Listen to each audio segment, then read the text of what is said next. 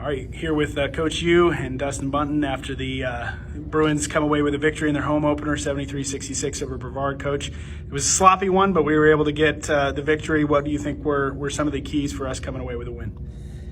Well, one thing that these guys have shown is that they won't give up, and you can work with guys who won't quit. Part of the reason why it's sloppy right now is I told the guys yesterday in the pre-practice, and in the 2 years that I've been here, the practice that we had yesterday was practice number 19, and we usually have that many practices before we play our first game, and we just played game number 8 tonight, and that's part of transitioning to D3. And there has to be a year where it doesn't look well, and but I think in the long run, what they're learning in games is exposing everything that they need to work on, and they have a chance to work. They've got more time to work on what they need to for the rest of the year, and so.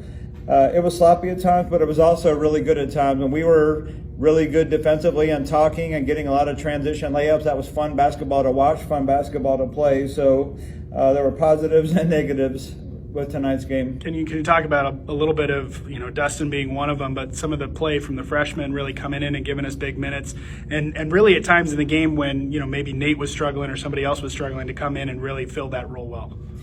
Yeah, Kendall and Devin had especially really good first half. They were both keys. Kendall came off the bench, and I think he scored in 3 straight possessions. Really did some good things defensively and rebounding. Devin was really good at pushing the ball, attacking, hit some key free throws in the first half.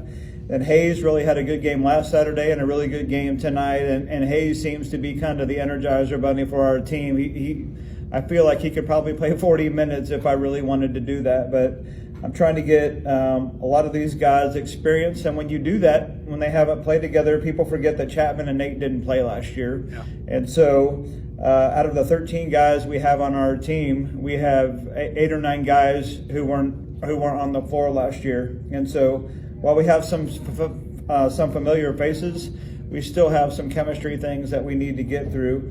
Then Dustin came in there at the end and played key minutes when we needed him to. We needed his length defensively. We knew that he would cause problems, especially when we're running our 1-3-1. And, I told him that was during his recruitment and early in practice. Once we get to our 1-3-1, he's going to be a key part of that. And he's earned the right to play there at the end of the game. Even though he hadn't played up until that point, I had no hesitation in putting Dustin in at the key point in the game, just because of how hard he works in practice and what he does.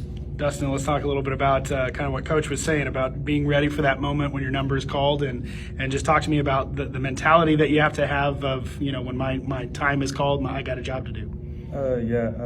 Just always trying as hard as you can in practice really helps, no matter how many minutes you get, whether I don't play at all a game or if I get in the 2 minutes that I got in, just go out there and give your all.